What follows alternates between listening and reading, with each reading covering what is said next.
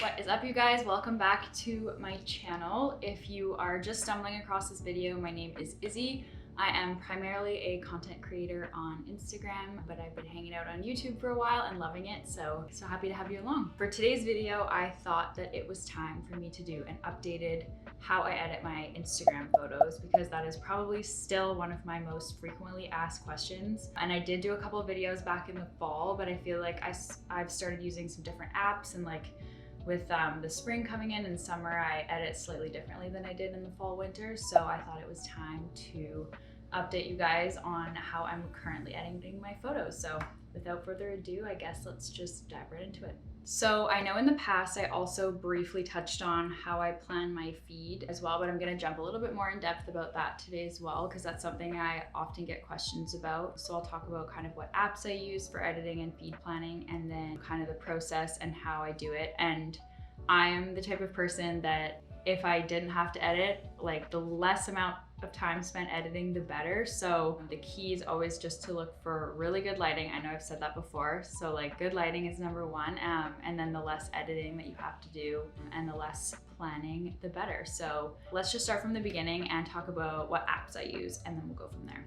Okay, so to kick things off, the first app I use is different than my previous videos. I used to start editing using the Visco app, but I no longer use that app at all. I kind of used to change the settings of like the light and use that app to crop my photos before, but I've just completely skipped that step now. And I use Lightroom. I use the preview app to plan my phone. I still use Retouch to remove unwanted things from the background. And then I also sometimes use Facetune just for like the little smoothing tool if there are wrinkles on clothes. And the detail tool is really good too if you're doing a campaign with photos where like something in particular has to be in focus, or if you want to add a little bit of detail onto the jewelry you're wearing just to like make that pop a little bit more. That's kind of what I use that app for. So those are kind of the ones that I use. So let's start with Lightroom. Okay, I'm totally all over the place, but before I even get into what apps I use, I wanted to also mention the first step in even like choosing the photos that I'm gonna post or that I like and could potentially post when I shoot. I do that from the very beginning, and I think a big time saver for me is I go through and favorite the ones that I like the best from each round as I'm shooting. So someone will be shooting a photo for me, or I'm taking them on the tripod, and after each round I look through and favorite the ones that I like the best, and that usually saves me a lot of time later on when I'm at home and like before I'm about to start editing. I already know which ones are my favorites, so I can go from there. And sometimes I'll do like another look through and make sure I didn't miss any other ones that are good potential favorites, but that's kind of a time saver that I've been doing for the past couple of years, I guess, and it's definitely beneficial in terms of like already knowing which ones that you want to even start editing with. So definitely recommend doing that. Okay, now that we have gotten that out of the way, I can actually start talking about which app I use and go through each one. And I have my phone here, and I'm gonna screen record and show you guys what I'm doing each step of the way so that it's super easy to follow along with. And before I forget to mention, phone case is from Amazon, and all of my bead charms are from a small local Canadian shop called Sunny Inside Shop. You can shop their Etsy, I'll link it below so you guys can check it out. But I've been loving phone charms. They're such a cute little addition to the phone for spring, summer, and I love them. So anyways, moving on.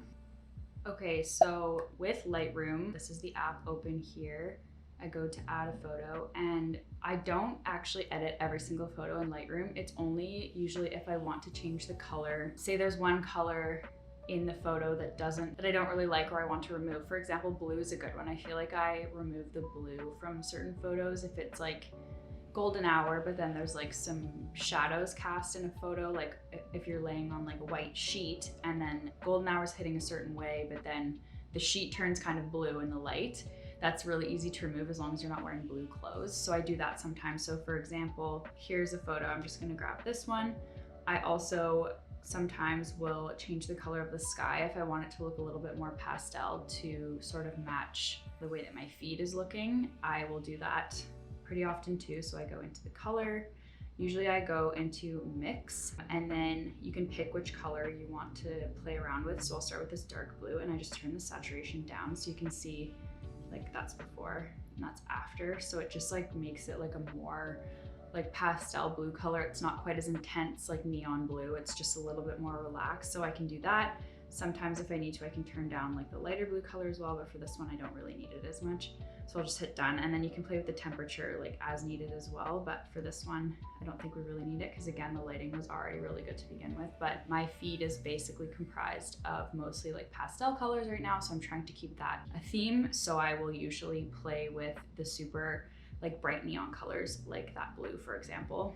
Okay, so then for example, a photo like this, like I was talking about with the white sheet, so you might want to turn the blue down in this as well for different reasons. Not as much the sky is quite blue here as well, but see if I turn it down, it fixes the color of the sky, but it also turns the blue down on the towel that I'm sitting on in this photo, and this one has actually like the lighter hues as well, so I'll turn those down.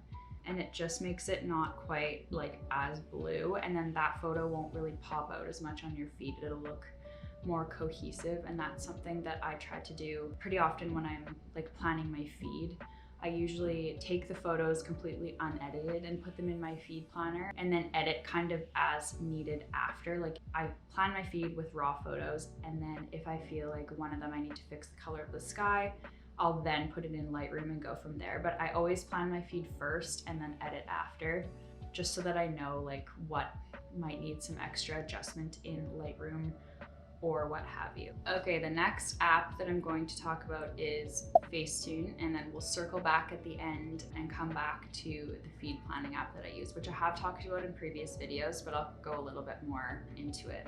So the next app, Facetune, I'm just gonna show you guys kind of what I do. So I just import a photo that's in my favorites, and then sometimes I'll like fix the little like wrinkles and stuff if I've ironed an item. But it, like if you sit in it and it gets wrinkly or whatever, sometimes honestly, Facetune can be a really good hack for that. So I'm just gonna kind of like fade the wrinkles out, and I always turn it way down. And sometimes I have like random like little red marks. I can smooth those out without like changing how I look or anything like that. Just kind of like diminishing things that stand out that normally wouldn't be there. And then like I was mentioning, I'll often add a little bit of detail to jewelry just so that it kind of stands out. The wine glass, just so that it kind of stands out a little bit more. And there you have it. That's kind of what I use Facetune for generally. Pretty straightforward. And then save to camera roll. That's it. Okay, the next app I'm going to talk about is called Retouch, and it is probably still my favorite app to use. It's honestly the best to remove any like unwanted type of things from the background. I rely on this app so heavily for stuff like that. Like if there's ever like people in the background of your photo or anything like that, it's honestly a lifesaver. So I'm going to show you guys kind of how that works. So this one's not too bad, but I want to take this sign out of the background. So object removal is really good for like removing full objects. Quick repair at the bottom here it's really good to just like quickly like fix something but not necessarily remove like a full object. Line removal is really good too, to take out like power lines or any other like random lines that are on a wall. Sometimes that can be better to remove something like really little and fine rather than like retouching it or using object removal, something like really fine that you want to get rid of. Even like wrinkles sometimes in clothes, it can be really good to just like take that whole wrinkle right out. And then clone stamp, just like you can kind of grab one part of a photo and drag it over. Like for example, like I could do that with like the daisies in this photo. I could like grab some daisies and then like move them over so that they spread over to the side a little bit more. I hope I'm making sense. Anyways, it's good to like recover areas, like if there was like an area in this grass that had like dirt or something, I could just like grab a part of grass with the daisies and like bring it over to cover the dirt. There isn't in this photo, but I've had to do that before, so really handy tool for that. So I'll show you guys how I will get rid of this sign. So I'll use the object removal tool and just kind of literally grab it like that, and boom, it's gone. It's honestly so easy. And then here to like kind of fix this little area where the sign was, I might just kind of play around with the quick brush little quick repair tool and just kind of try to make that area. That's not very good. Hang on. Just make it look a little bit more natural and like blending in. And that looks pretty good. And then this, I can just quick repair it, whatever that was. I think that was another little sign. So that's gone now too. So from far away, you can't even tell at all. And then you just go like this and modify original and save it to your camera roll. easy as that. Those are kind of my go-to apps for editing. And then my go-to app for planning my feed is the same as the last time I showed you guys my feed plan and how I edited my photos. It's the same app. It's called Preview. And I just import all my photos in here, like I said, usually unedited, and then you can just kind of move them around and figure things out. And like I said, I'm kind of going for like a pastel spring moment. Right now I kind of went through like a little pink phase and stuff. And generally for me, what works is mixing photos that are busy and have depth to them with photos that are like a little bit cleaner, there's less going on, and maybe they're closer up and different angles, like a straight on or like a from above, and then like a mix of photos with me in it and a mix of photos sometimes with other people, but then also filler photos as well. And I feel like I've generally been posting less filler photos lately because they never usually perform quite as well, so it can bring down your engagement rate. But I like filler photos too much to ever stop posting them regardless of engagement, because I just feel like they help your feed tell a story and make it aesthetic in a way that I just don't think it could be if you didn't have filler photos in your feed, if that makes sense. So for me, when I look at somebody's page, their content and the actual content in the photos is one thing, but I'm usually more blown away by somebody else's content if they have like an aesthetic feed and vibe and like it flows really well with a mix of like all the things that I kind of just talked about. And like people that are able to do little color schemes as well, I really respect them because it's hard, it's a lot of work. But in order to do that, obviously, like I mentioned, you can use Lightroom to kind of alter the color slightly to make things work together. But I also just generally, if I've shot an outfit or a few outfits that I know have like pink tones in them or whatever, or I've shot some outfits that are sunset related, then I'll try to mix in things that are a bit plainer, like whether it's like content in my apartment or content in front of like cleaner backgrounds or content with grass. Like I just try to mix it all together so that it's not all of one thing or not too much of one thing. So it's all kind of, there's lots of different options going on and lots of different backgrounds and stuff to work with. And also I might try to coordinate outfits so that I know like what's coming up in my feed. So if I have a lot of different pinks coming up, then I'll try to shoot a bunch of items that are like pink around the same time, so that when I start to plan my feed, I know that I can like coordinate those to work together, if I'm making sense at all. That's kind of, I think, what I tried to do in my head. So I hope I explained well enough how I kind of plan my feed, but definitely recommend the Preview app. You can link your Instagram account to it or not. I don't have mine linked. I just use it to plan the photos and then save them to my camera roll and then upload and like kind of plan like what the cover photo is going to be of each series before I post directly from my camera roll. So that's fine. But the other app that I wanted to mention that sometimes I use when I'm shooting, not so much when I'm editing or planning my feed or anything, but to shoot on a tripod by yourself, instead of using a remote and having to worry about like hiding the remote at all times while you're shooting, one of my fellow content creator friends introduced me to an app called Lens Buddy, and it basically, you can kind of set it to take as many photos as you want, like a round of photos, and how often you want